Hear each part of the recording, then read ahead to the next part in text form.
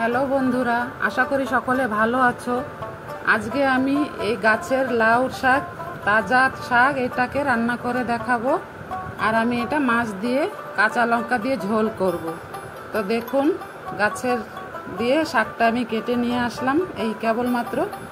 আর এই আগাটায় দেখুন, এই একটা কড়া। আমি যদি আগে দেখতে পেতাম আমি এই আগাটাকে কাটতাম না।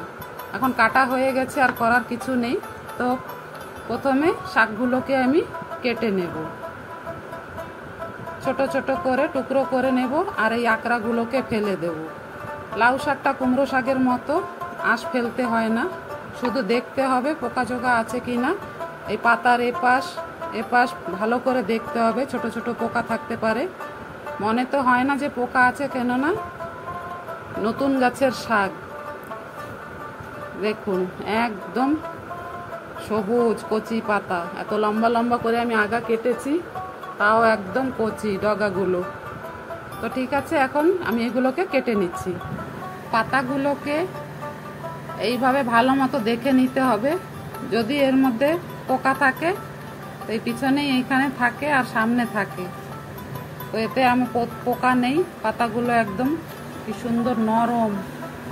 রান্নাটা যা হবে না বন্ধুরা, তো স্কিপ না করে আমার ভিডিওটা পুরোটা দেখবা। আমার সব শাকগুলো কাটা হয়ে গেছে। আমি শাক দিয়ে ডাঁটাগুলোকে আলাদা করে নিয়েছি, পাতাগুলোকে আলাদা করে নিয়েছি। এটা আলাদা আমি কেন করেছি আমি রান্নার সময় বলবো। আর একটা বড় সাইজের আলু, আমি শাকের ডাঁটা যেরকম লম্বা, আলুগুলোকে ওরকম লম্বা লম্বা কেটে নিয়েছি। আর নিয়েছি 3টে শুকনো লঙ্কা আদা চেরা করে। আর নিয়েছি একটা ছোট সাইজের রসুন, এটাকে একদম আমি ভালো করে ছেঁচে নিয়েছি। আর নিয়েছি আমি মাছ, আমি শাক দিয়ে মাছ দিয়ে ঝোল রান্না করব। তো এখন চলুন রান্নাঘরে যাই, গিয়ে রান্না শুরু করি। গ্যাসটা জ্বালিয়ে আমি কড়াইতে সরষের তেল দিয়ে, তারপরে তেলটা গরম হওয়ার পরে আমি মাছটা ভাজা বসিয়ে দিয়েছি। মাছটা আমি এরকম ভালো করে ভাজা করে নেব। আর এদিকে দেখুন, আমি 2টো টমাটো চাটনি করার জন্য রেখেছি। টমাটোটা ধুয়ে ওর গায়ে একটু সরষের তেল লাগিয়ে আমি হালকা ফ্লেমে রেখে গ্যাসের উপর দিয়ে দিয়েছি। এখন আমি এই টমাটোটাকে এরকম ঘুরিয়ে ঘুরিয়ে একটু পোড়া করে নেব, মানে সিদ্ধ করে নেব। পোড়া সিদ্ধ এই টমাটোটা দিয়ে আমি চাটনি করব। মাছগুলো ভাজা হয়ে গেছে। এখন মাছগুলোকে তুলে নিয়ে এই তেলের ভিতরেই আমি দিয়ে দেব কেটে রাখা আলুগুলো আমি ভেজে নেব। এটা হলুদ দিতে হবে না, মাছের তেলেই আমি ভাজা দিয়েছি, সেই তেলের মধ্যে হলুদ আছে। দিয়ে দেবো আমি এতে সামান্য পরিমাণ নুন, সামান্য একটু নুন আমি এতে দিয়ে দেব। দিয়ে আমি আলুগুলোকে ভাজা করে নেব। আর এদিকে দেখুন, আমার টমাটোটা এই দেখুন সিদ্ধ হয়ে গেছে, এখন নরম হতে আছে। এরকম আমি ঘুরিয়ে ঘুরিয়ে এটাকে মানে গ্যাসে পুড়িয়ে নেব। এরকম ঘুরিয়ে ঘুরিয়ে ভালো করে পোড়া করে নেব। আলুগুলো ভাজা হয়ে গেছে, আলুগুলোকেও আমি এখন তুলে নেব। এই মাছ ভাজার তেলের ভিতরেই আমি আর তেল নেইনি, দিয়ে দেব আধা চামচ জিরে,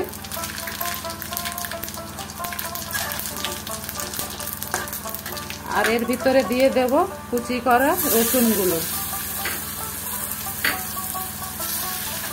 দিয়ে আমি বেশি ভাজা করব না। এখন এর ভিতরে দিয়ে দেব এই ভেজে রাখা আলু আর মাছটা, দিয়ে নাড়াচাড়া করব। আর দিয়ে দেব এই ডাঁটাগুলো সিদ্ধ হতে একটু সময় লাগবে, তাই ডাঁটাগুলো এর ভিতরে দিয়ে দেব। আর পাশাপাশি বন্ধুরা টমাটোটাকে আমি একটু ঘুরিয়ে দিচ্ছি।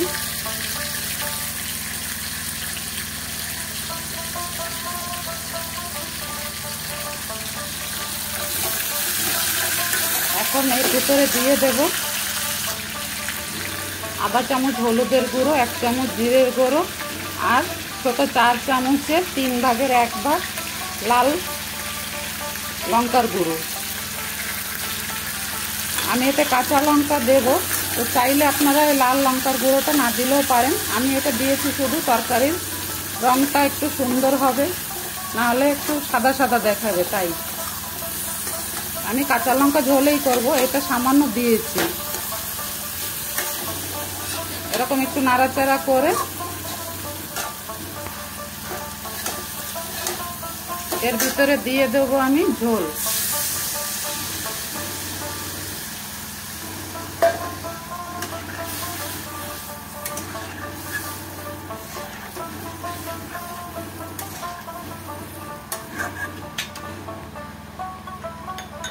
আর দিয়ে দেব স্বাদ মতো নুন।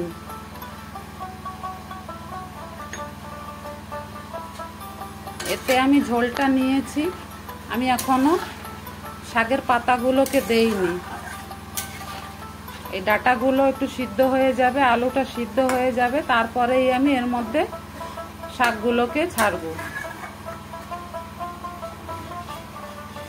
এইভাবে আমি 5 মিনিট রান্না করব এটা, এই তরকারিটাকে।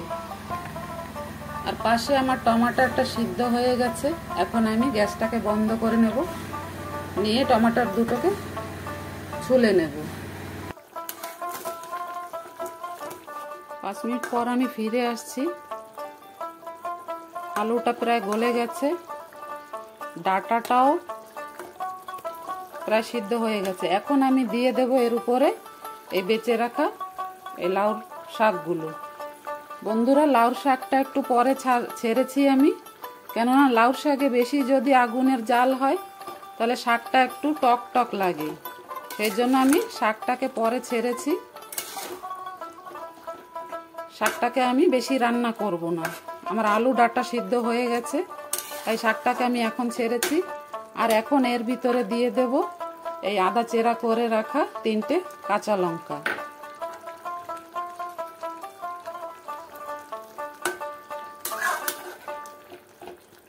আর এর ভিতরে দিয়ে দেব আমি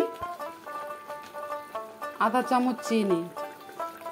যে কোনো শাক আপনারা যখন রান্না করবেন খেয়ে দেখবেন শাকগুলো একটু খার খার মনে হয়, তাই সব শাকের সাথেই যখন শাকটা রান্না করবেন সব শাকের ভিতরে আপনারা এরকম একটু চিনি দিয়ে দেবেন।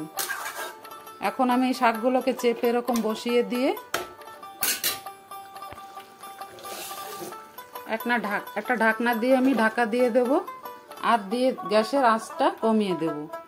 এখন আমি আমার এই টমাটোগুলোকে এই পাশে ছুলে নিয়েছি, আর একটা শুকনো লঙ্কায় সরষের তেল লাগিয়ে লঙ্কাটাকে আমি একটু গ্যাসের উপরে এইভাবে পুড়িয়ে নেব। একটু বেশি করে পোড়া করব, এটা আমি ঝালের জন্য দেব না। শুকনো লঙ্কায় চাটনিতে দিলে পরে চাটনির গন্ধটা অনেক সুন্দর হয়। এইভাবে আমি একটু বেশি করে পোড়া করব। দেখুন, পোড়া লাগতে লাগতে আমার আগুন ধরে যায় লঙ্কায়। এই দেখুন, হয়ে গেছে আমার লঙ্কাটা পোড়ানো। এখন আমি এই লঙ্কাটাকে পাশে রেখে টমাটারগুলোকে এইভাবে চেপে চেপে ভেঙে নেব।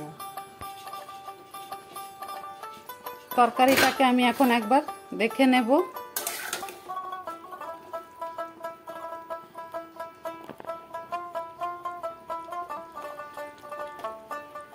হয়ে গেছে, তাও আমি আর 2 মিনিট এখন এরকম হালকা সিমে ঢেকে রেখে আর 2 মিনিট রান্না করব।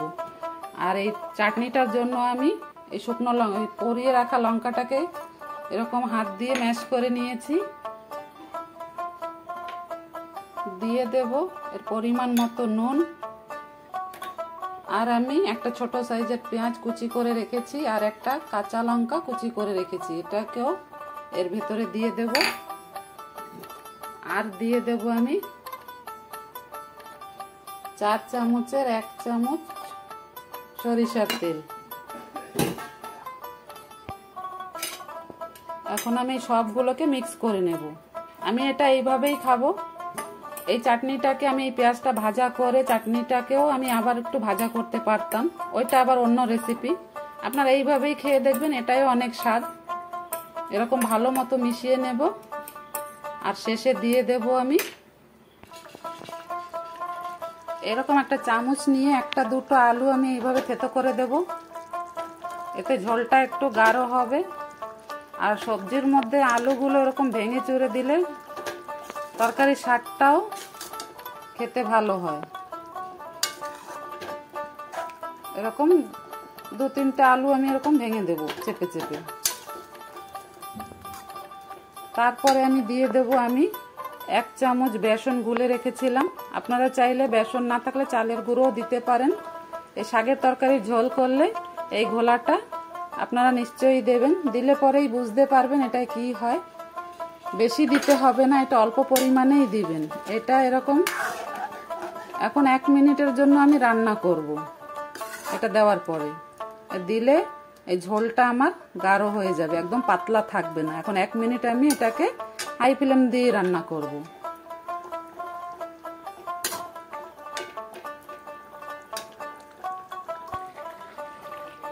এখন এর ভিতরে দিয়ে দেব ধনেপাতা কুচি। এইভাবে আপনারা চাটনিটাও বানিয়ে খেয়ে দেখবেন, এটাও পুরো স্বাদ। চাটনি আমার রেডি হয়ে গেছে। এটা আমার রেসিপি না বন্ধুরা, তাও এটা আমি করেছি, পাশাপাশি এটাও তোমাদের দেখিয়ে দিয়েছি। এদিকে 1 মিনিট হয়ে গেছে। এখন আমি তরকারিটাকে দেখে নিচ্ছি। এই দেখুন ঝোলটা কত সুন্দর গাঢ় হয়ে গেছে। তো বন্ধুরা, আমার আজকের ভিডিওটা যদি ভালো লাগে তাহলে একটা লাইক করবেন, আর যদি আমার রেসিপিটা ভালো লাগে তাহলে কমেন্টে জানাবেন, আর আমার চ্যানেলটিকে সাবস্ক্রাইব করবেন, আর পাশে দেওয়া বেল আইকনটিকে প্রেস করবেন।